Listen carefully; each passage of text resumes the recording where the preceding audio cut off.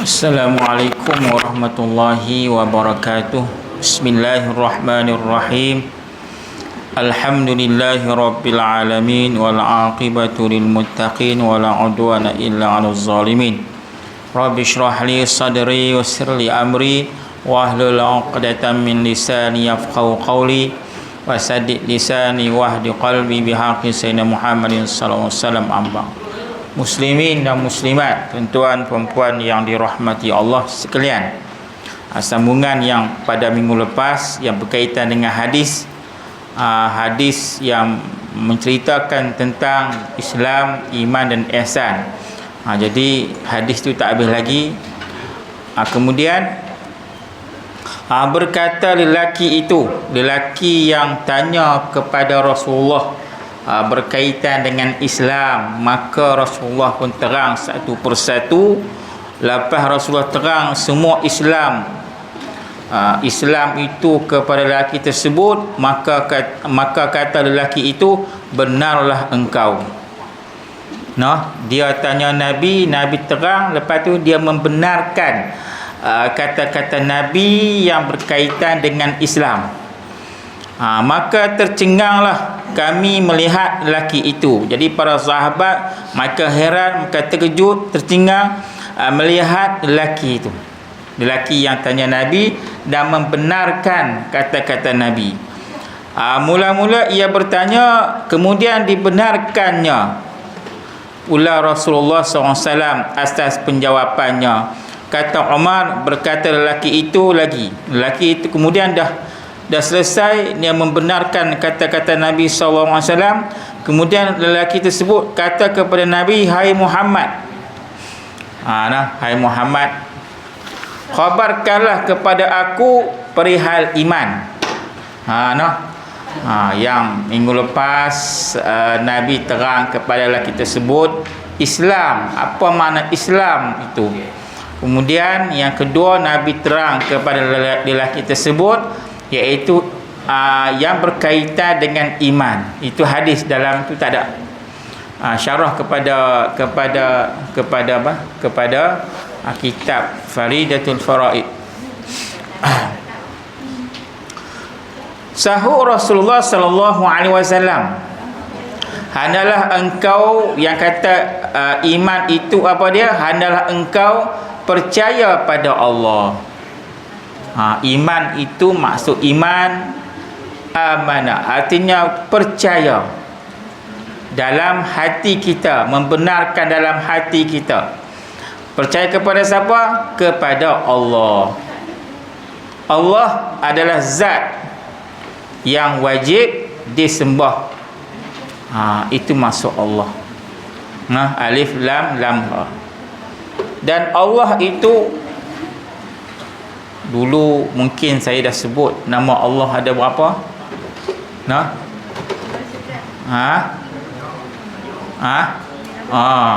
Sebut lama dah.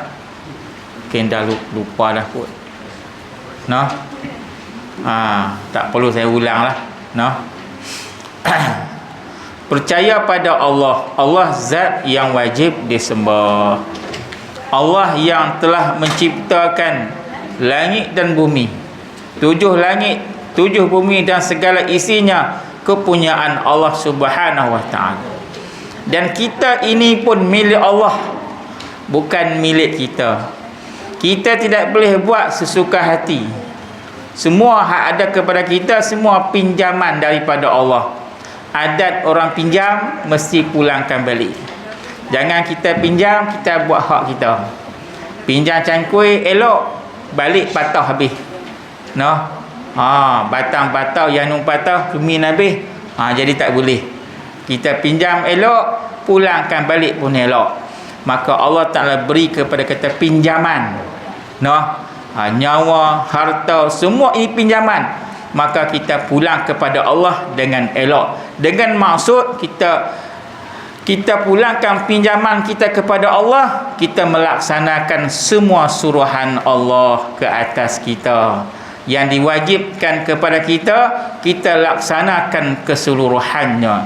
dan perkara yang dilarang oleh Allah kita tinggalkan kesemuanya. Itu maksud kita, apabila kita buat semua itu, bermaksud kita telah pulangkan apa yang kita pinjam itu kepada Allah Subhanahu wa taala. Semua milik Allah, tak ada milik kita. Mana milik kita? Milik Allah.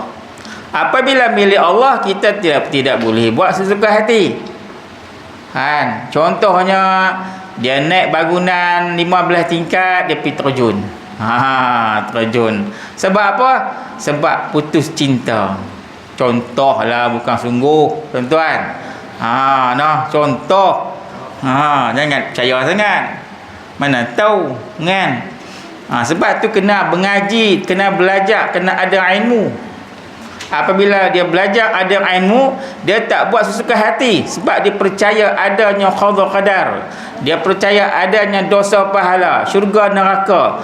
Buat lebih kurang masuk neraka.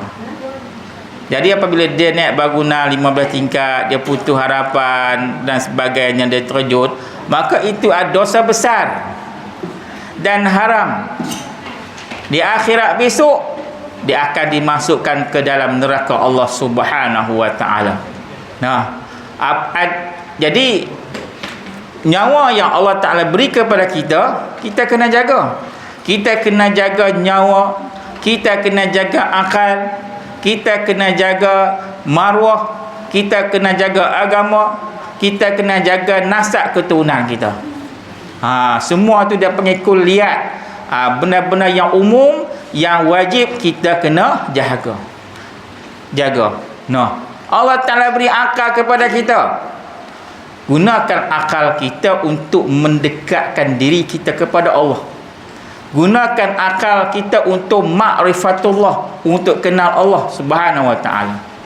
Ni ada akal Allah Ta'ala anugerah kepada dia akal yang elok.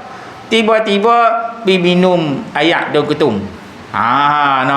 Minum arak, semua tu haram belaka. Boleh menyebabkan akal dia rosak. Apabila akal dia rosak habis. Sebab itu wajib menjaga akal fikiran kita. Kita nak suburkan akal fikiran kita dengan memperbanyakkan zikir kepada Allah Subhanahu wa taala. Semua milik Allah. Allah Subhanahu wa taala tidak rugi apa-apa pun.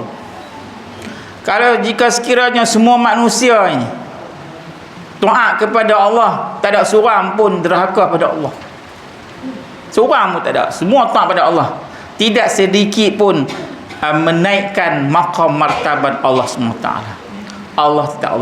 Allah tidak mengambil manfaat dalam ciptaannya, iaitu makhluk Allah.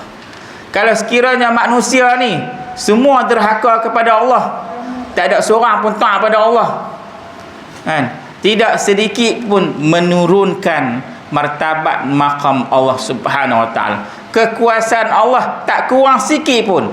Yang rugi kita semua. Yang rugi kita.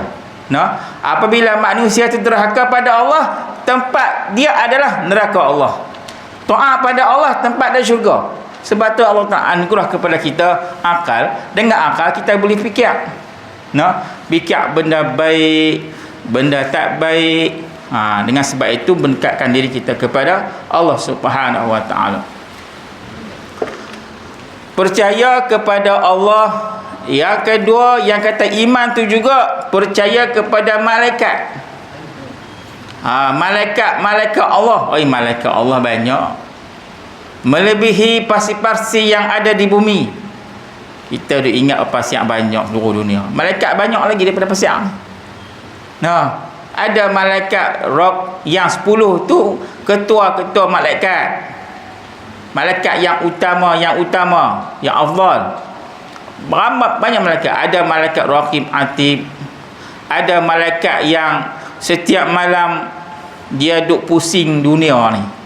Sebelum subuh, waktu sahur, ada inna lillahi malaikatur rayahin.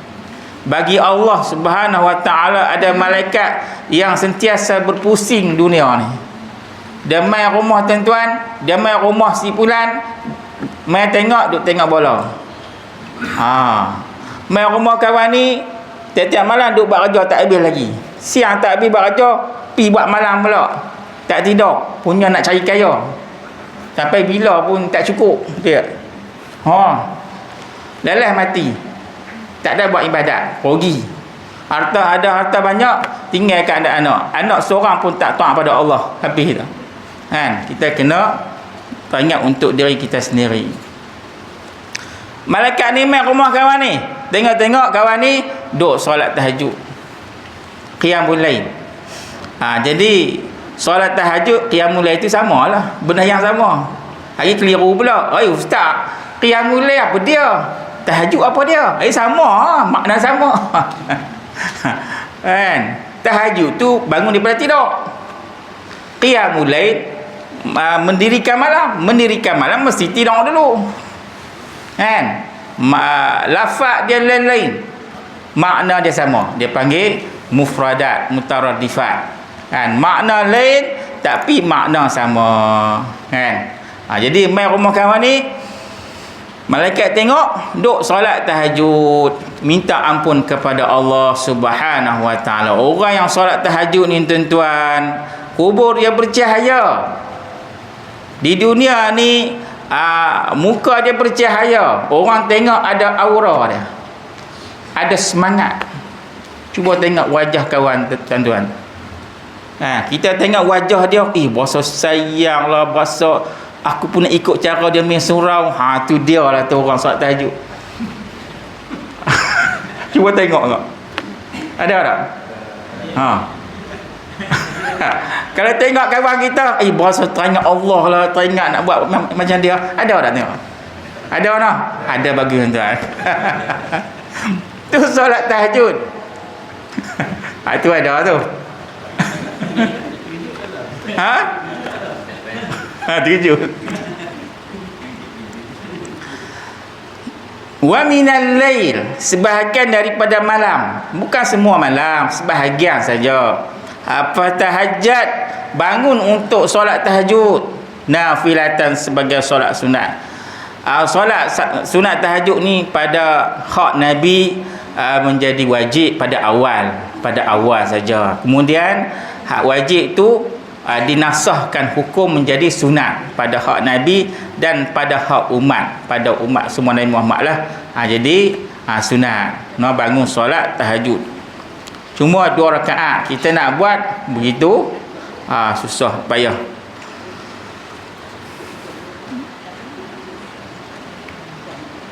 Jadi malaikat tu dia pusing, dia main rumah kau ni duk solat tahajud, dia baca Quran, dia istighfar, dia selawat atas Nabi.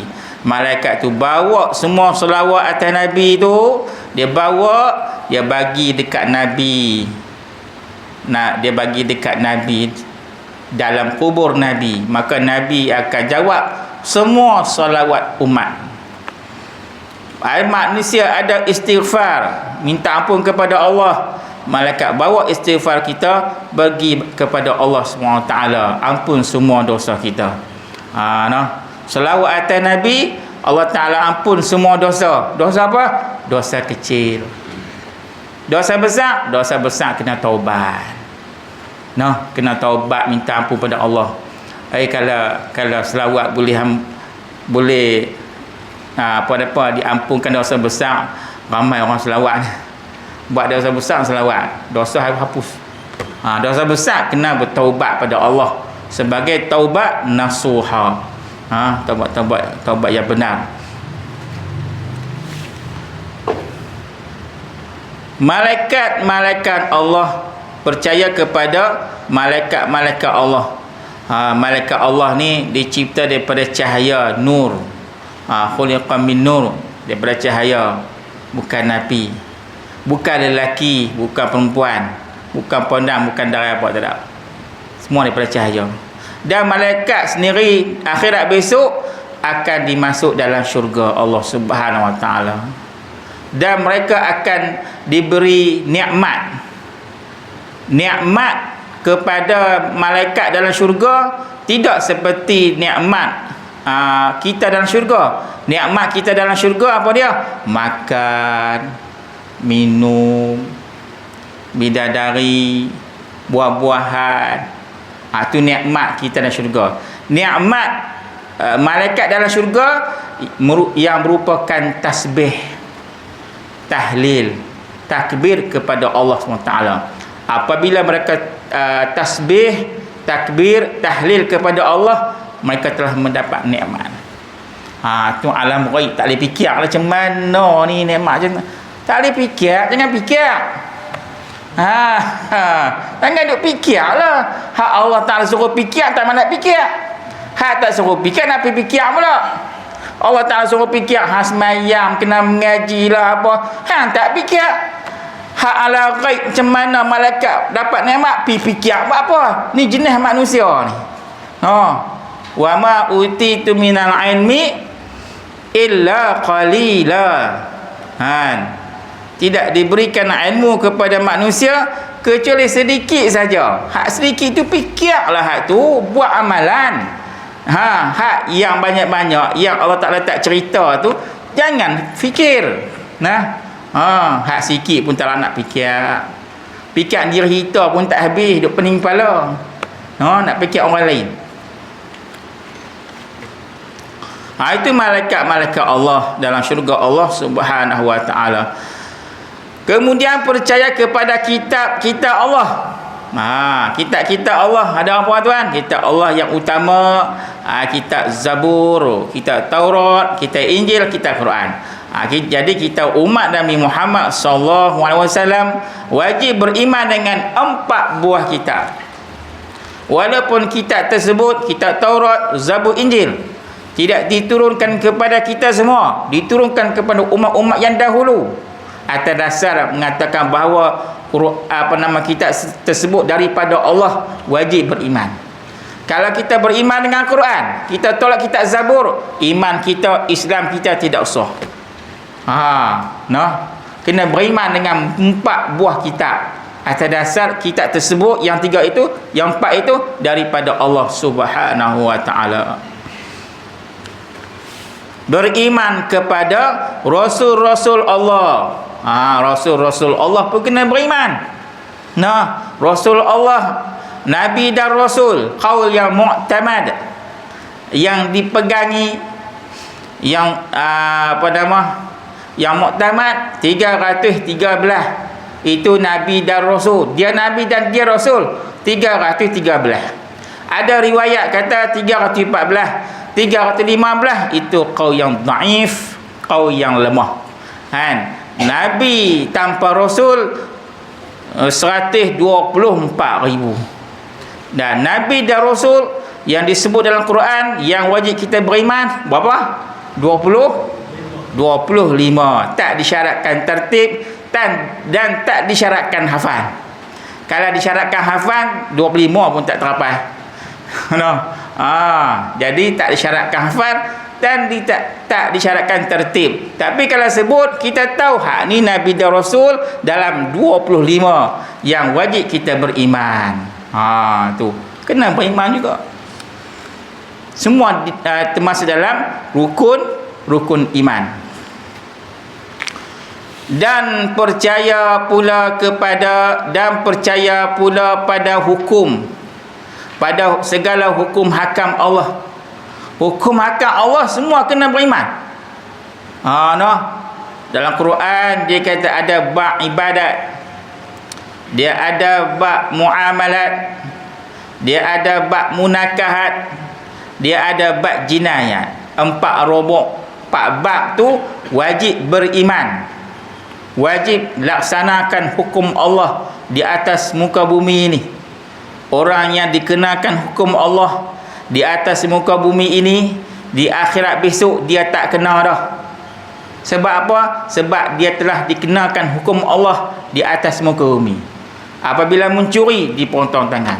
Apabila berzina, disebat, direjam sampai mati.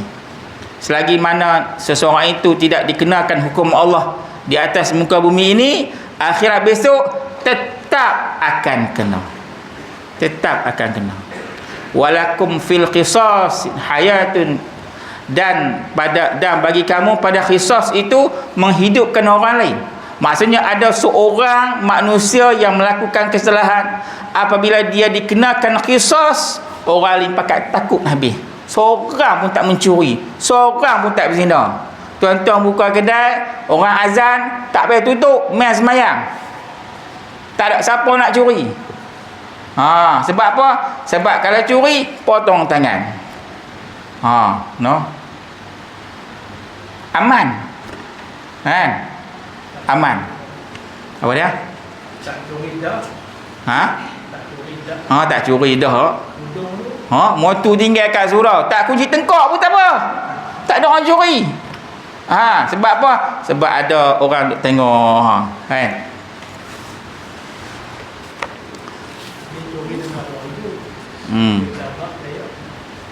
Itu hukum Allah, hukum hakam Allah, semua kena beriman. Dan takdir Allah, takdir qada qadar Allah kepada kita semua kena beriman. Kan?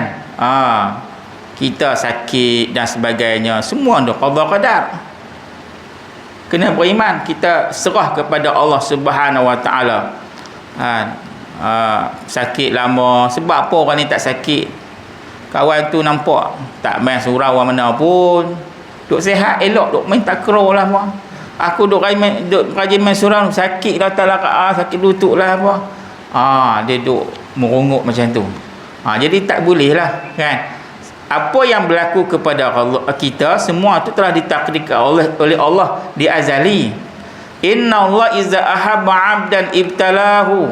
Apabila Allah Ta'ala kasih kepada seorang hamba, dia uji kita. Kita diuji, Allah Ta'ala kasih lah tu. Uji kita semua tak sama. Uji kawan ni dengan anak, dengan isteri, dengan harta, dengan pangkat, dengan wanita. Semua ujian kita tak sama. Jadi kalau apabila Allah Ta'ala uji kita, kita kena sabar. Sabar. Sama ada yang baik ataupun jahat. Sama ada qada-qadar tu yang baik ataupun yang bukan baik. Berkata lelaki tersebut, benarlah engkau, maka lalu katanya, hai Muhammad, khabarkanlah kepadaku perihal ihsan. Ni saya baca hadis dalam syarah dia. Dalam tu tak jumpa kan, jangan tengok. Sagi baru saya kata tengok kitab balik, baru tengok balik. Nak cari teman tak macam. Tak jumpa lah.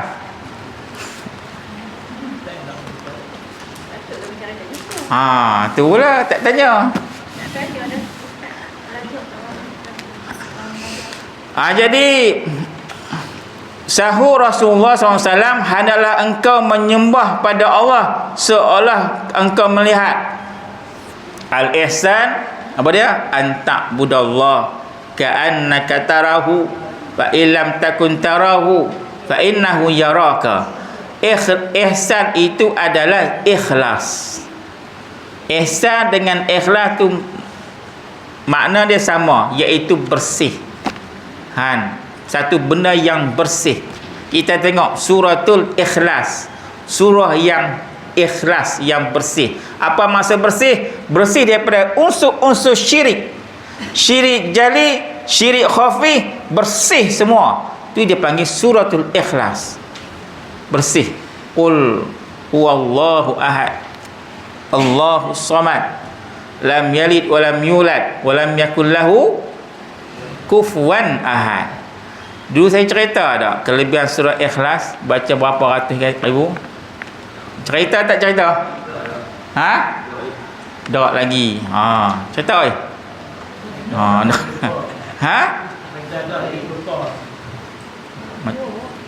Cerita tak lagi? Tak lagi? Bismillah.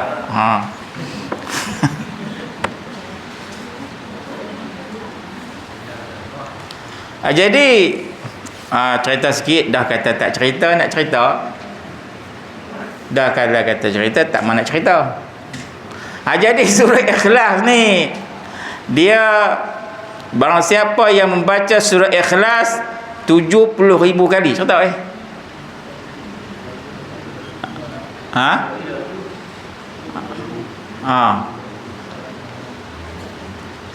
Sesiapa yang baca surah Ikhlas 70,000 kali, dia panggil munjiatus sughra, kelepasan yang kecil.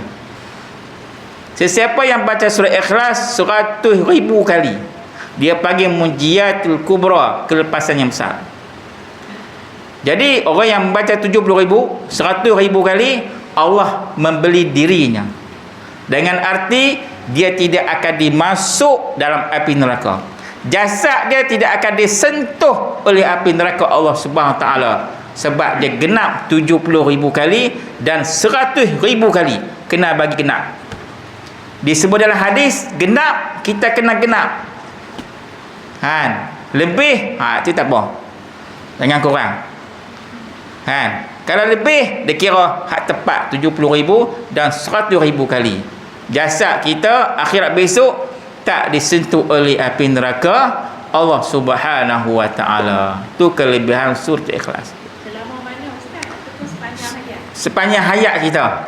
Ambil buku 5 sehari balik beli kat kedai tu banyak. Habis. Habis.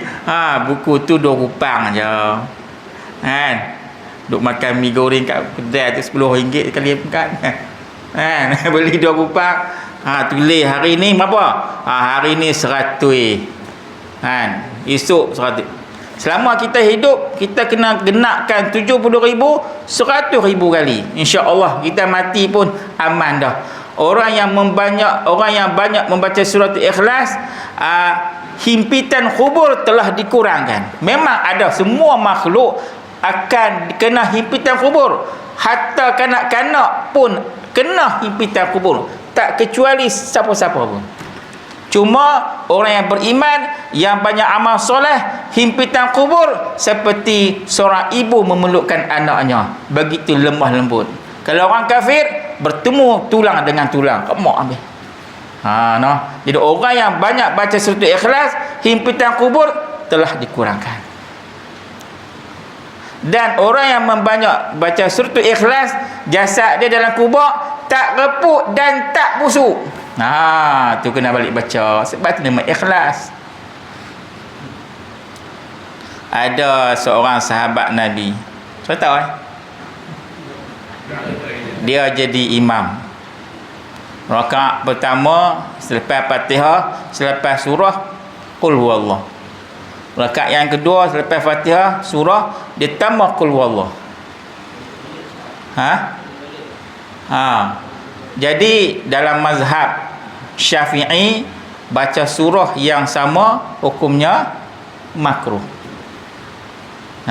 Makruh tak adalah rakaat pertama Qul huwallah, hak dua Qul huwallah. Tu mazhab kita lah, mazhab ni tidak. Jadi apabila dia baca sama, dia jadi imam, duduk baca surah Ikhlas, surah lain dia tak baca surah Ikhlas pertama dan kedua. Lalu sahabat-sahabat ni tak puas hati, pergi mengadu kat Nabi. Dia kata, ya Rasulullah, kami tak puas hati dengan tu imam tu. Sebab tu imam tu dia suka baca surah Ikhlas, dia tak baca surah lain. Nabi panggil dia, betul ke mereka duk kata kamu baca surah Ikhlas? Betul dia kata. Betul dia kata. Dan kemudian Nabi kata kepada sahabat yang mengadu dan sahabat yang baca surah Ikhlas, yang jadi imam tu, hubbuka iyyaha yudkhilukal jannah. Disebabkan kamu kasih surah Ikhlas ni, menyebabkan kamu masuk syurga Allah Subhanahu wa taala. Jadi jangan tinggallah surah Ikhlas. Walaupun orang kata kat kita tu imam ni segan baca surah panjang-panjang, tu imam ni dia tak hafal surah lain, dia kira surah Ikhlas, biar pi orang nak kata. Yang penting kita akhirat besok selamat di sisi Allah Subhanahu wa taala. Nak ikut orang kata apa pun tak boleh buat. Jangan duk kira orang, kira kita tu. Kalau kita buat benda nak menuntut keredaan manusia, sampai mati pun tak akan mendapat kesukaan manusia. Ada benda yang tak kena, ada benda yang tak sempurna. Macam contoh Luqmanul Hakim dengan anak dia, last sekali semua tak kena, anak dia kata kepada Luqmanul Hakim, macam ni ayah, kita ambil kaldai, kita tanggung kat belakang, kita tanggung kaldai ni. Ayah dia kata jangan, orang kata gila pula nak buat kerja macam tu. Dah semua tak kena. Tahu cerita tu kan? Dah makruh dah. Jadi buat kerja, kita buat kerja apa pun kita buat kerana Allah. Kerana manusia tak sampai. Elok tak sempurna, tak ada benda cacat celak. Ikut nak mendapat kereta manusia, kita akan kecewa. Kecewa.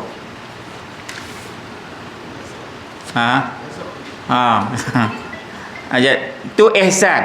Ihsan tu maksudnya ikhlas kepada Allah Subhanahu Wa Taala dalam amalan kita. Jadi dalam amalan kita pun kena ikhlas. Ikhlas, buat bukan kerana siapa-siapa, kerana Allah Subhanahu Wa Taala. Kita baca apa nama tu, lillahi ta'ala, kan? Kita duk lafaz ni apa semua di akhir sekali lillahi ta'ala, kerana Allah Subhanahu Wa Taala. Sahur Rasulullah, hendaklah engkau menyembah pada Allah seolah engkau melihatnya. Jika tiada engkau melihat berbuat yang demikian itu, maka percayalah engkau bahawa ia selalu melihat akan dikau. Berkata lelaki, hai Muhammad, khabarkanlah kepada aku bilakah datang hari kiamat. Hari kiamat bila pula? Bila berlakunya hari kiamat. Kiamat maksudnya bangunnya kiamat. Dia ada kiamat yang besar, kubra, iaitu gunung ganang, langit bumi pecah habis. Dia ada kiamat yang kecil. Kiamat yang kecil itu adalah kematian, adalah tidur. Kita tidur tu serupa dengan kematian. Roh kita dibawa malaikat. Kalau kita semasa kita jaga, kita teringat benda baik, mimpi benda baik. Kalau masa kita berjaga, kita mimpi benda ingat benda-benda yang tak baik, mimpi benda-benda yang tak baik. Sahut Rasulullah, dari hal yang demikian tiadalah orang yang ditanya lebih mengetahui daripada orang yang bertanya. Berkata lelaki, hai Muhammad, khabarkanlah kepada aku tentang tanda-tanda hari kiamat, tanda-tanda dekat-dekat kiamat. Sahur Rasulullah SAW, apabila diperanakkan oleh hamba akan tuannya. Maksudnya anak menjadi tuan kepada ibu bapa, anak jadi ketua. Maksudnya anak tidak menghormati ibu bapa. Itu tanda akhir zaman, nak kiamat dah. Tengoklah anak-anak hari ni, kan? Ibu bapa cakap sepatah, dia 10 patah. Elok nak cakap, lari masuk bilik. Elok cakap, dia bercakap dulu.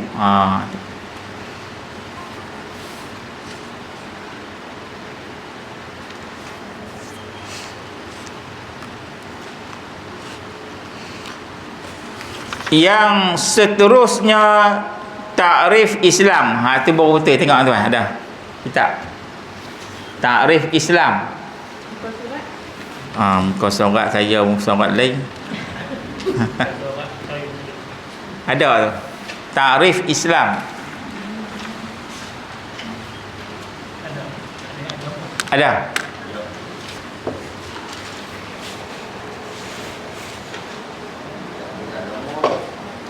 Dia selepas tu, melengkapi agama itu di atas Islam, iman dan ihsan. Melengkapi agama itu atas 3 perkara: Islam, iman dan ihsan. Selepas tu ada takrif Islam.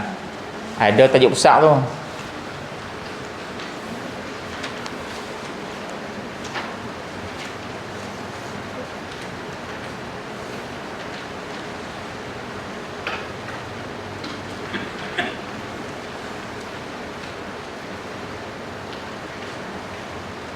Jumpa dah? Tak jumpa dah. Rumi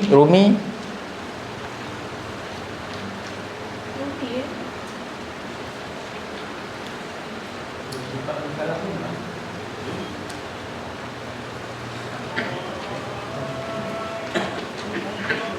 Rumi. Takrif Islam, bermula Islam itu mengikut dan menerima oleh zahir seseorang, itu masuk Islam. Aslama yuslimu islaman, maksudnya menerima, mengikut dan menerima oleh seseorang zahir akan barang yang mendatang dengan dia oleh Nabi SAW. Jumpa dah? Jumpa dah. Soal 4.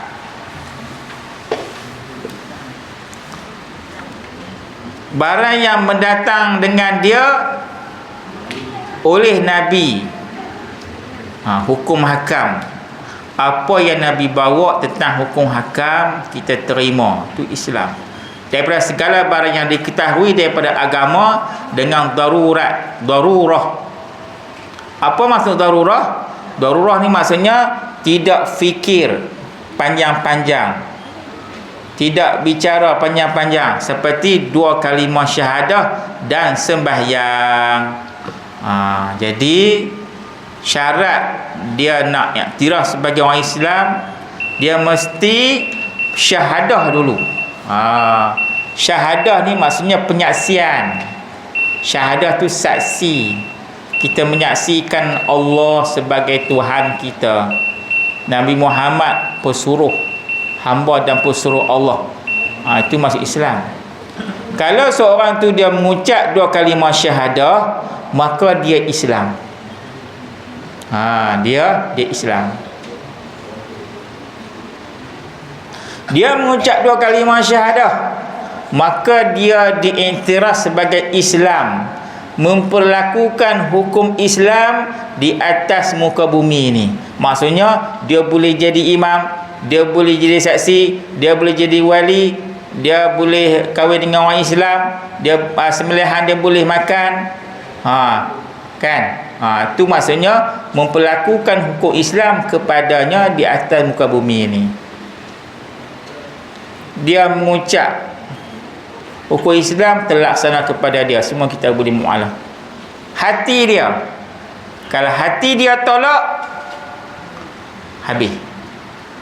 Di sisi manusia, dia Islam.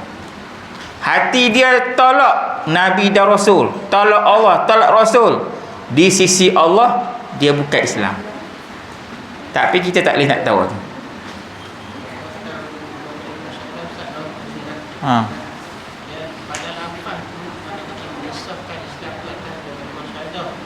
Dia tak beramal, dia tak semayang, tak usah, tapi dia masih kata Tuhan kata. Syahadah masih sah. Tapi iman dia tak sempurna.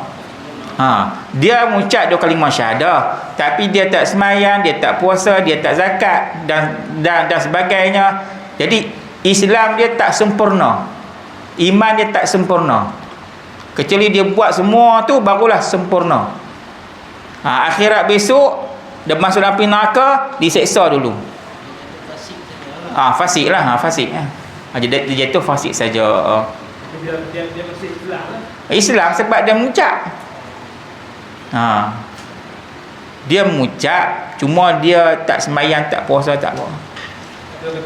Dia menerima Allah, menerima Nabi, dia menerima hukum hakam.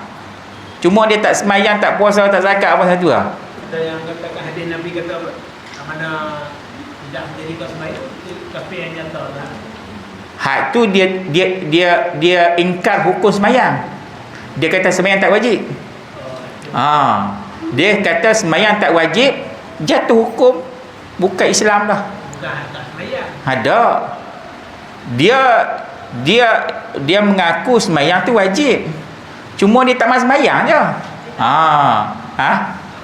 Dia tak mahu buat.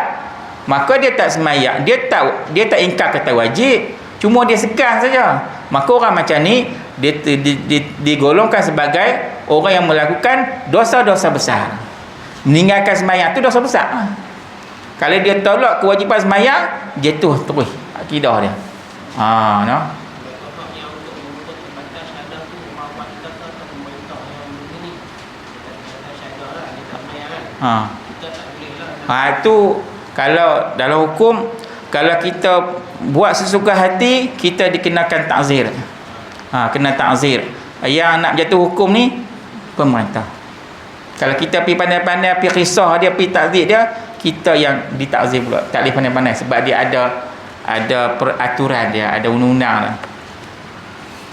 lah. Jadi macam tadi ni, kalau dia bersyahadah tapi hati dia tolak Nabi dan Rasul, tolak hukum Allah, tolak Allah, dia hanya mukmin sisi manusia. Di sisi Allah dia bukan mukmin lagi. Ada setengah dia tak masyahadah. Bukan sebab ingkar, dia tak masyahadah, tapi dalam hati dia mengaku Allah, mengaku hukum akan Allah, dia menerima Nabi Muhammad sebagai rasulnya. Hati dia macam tu. Mulut dia tak masyahadah. Orang semua syahadah tak mau, bukan sebab ingkar saja dia. Saja. Maka orang yang macam ni, hak kedua ni, dia mukmin di sisi Allah. Pada manusia dia bukan mukmin. Akhirat besok masuk dalam syurga Allah. Sebab yang dikira hati. Jazam tu duduk di hati. Tak boleh. Kita tak boleh scan lah. Nak pergi scan, beli alat mikroskop. Itu.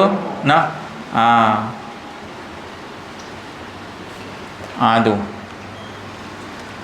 Tapi kalau dia buat semua, iman, Islam, ihsan, dia mengucap, lepas tu dia membenarkan dengan hati, dia buat amalan, semua tu akan sempurna balik. Sempurna segala-galanya. Dua kalimah syahadah, asyhadu an la ilaha illallah wa asyhadu, ada waw situ, wa ru'ataf. Asyhadu an la ilaha illallah wa asyhadu anna Muhammadar Rasul. Ada orang nak pengantin yang nak kahwin, sebelum nak kahwin kena tanya soalan. Soalan ni, cuba syahadah tengok. Nak dengar tengok syahadah ni, dia pun syahadah dia lah. Tahu tuan-tuan dia syahadah macam mana? Tuan tahu syahadah? Tak tahu tak abang?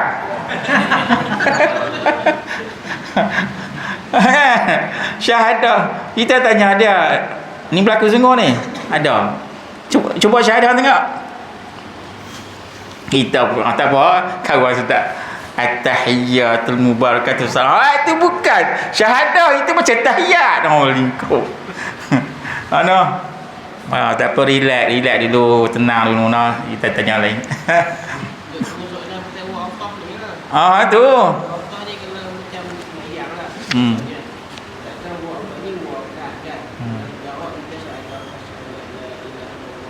Tapi nak wakaf ni sambung tu kan, berpisah, ambil zakah ataupun sambung terus. Kata yang elok lah. Sambung terus asyhadu an la ilaha illallah wa asyhadu anna Muhammadar Rasul, sambung terus.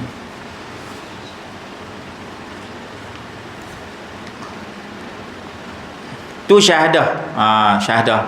Dan sembahyang. Sembahyang iaitu sembahyang lima waktu.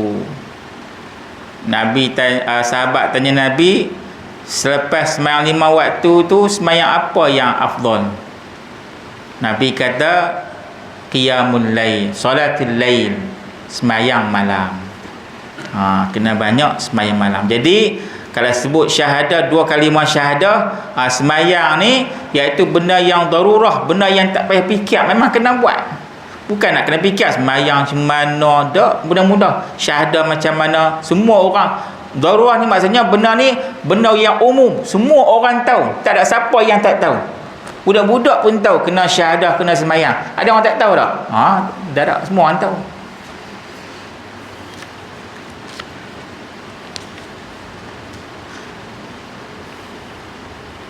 Dalam syarah dia kata, adakah disyarat mengucap dua kalimah syahadah itu supaya sah imannya?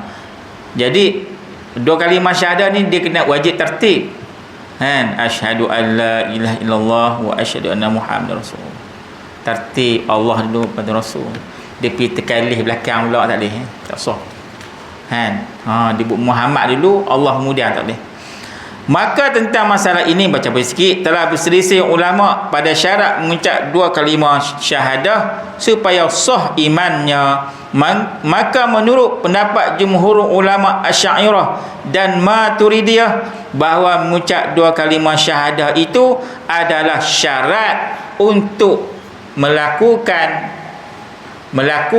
hukum-hukum orang yang beriman di dunia ni. Baca dah tadi ni lah, saya terang dah.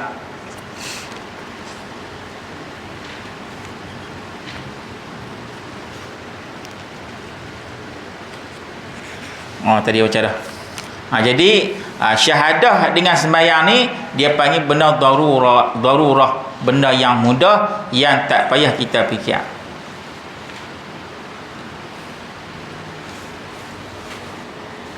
Kita sambung tahun ni apa nama, tarikh Islam balik. Tarikh Islam ni. Bismillahirrahmanirrahim. Alhamdulillahirabbil alamin. Wassalatu wassalamu ala asyrafil anbiya'il mursalin wa ashabi ajma'in. Allahumma anfa'na bima 'allamtana wa 'allimna ma yanfa'una warzuqna 'ilman yanfa'una bihi walhamdulillahi rabbil alamin.